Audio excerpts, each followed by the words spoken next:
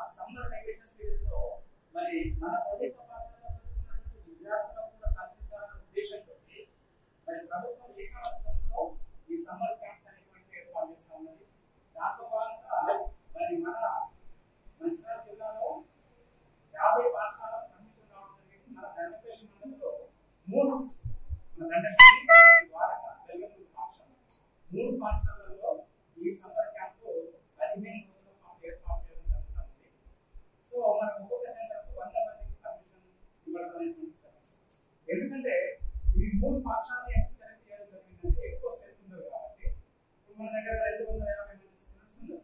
100 మంది అనేటువంటి ఈజీగా మనకు వస్తారు. అలాగే భారతదేశం నిర్మాణంలో ఎక్కువ సెలెక్ట్ ఉన్నారు కాబట్టి 100 మంది పిల్లలు ఈ యొక్క అవకాశాన్ని ఉపయోగించుకుంటే వాళ్ళకు ఒక మంచి ఆలోచన, ఒక క్రియేటివిటీ, నూతనమైనటువంటి ఒక ఏదో రకమైన ఆలోచన వాళ్ళకి వస్తుంది. ఎందుకంటే చాలా మంది పిల్లలు సమాజంలో 3 పాఠశాలల్లో ఈ సమ్మర్ క్యాంపు 15 రోజుల పాటు ఏర్పాటు చేయడం జరుగుతుంది. సో మనకు ఒక్కొక్క సెంటర్కి 100 మంది ఎందుకంటే ఈ 3 పాఠశాలలో ఎందుకు సెలెక్ట్ చేయడం జరిగిందంటే ఎక్కువ స్ట్రెంత్ ఉంది కాబట్టి మన దగ్గర 250 మంది స్టూడెంట్స్ ఉన్నారు. 100 మంది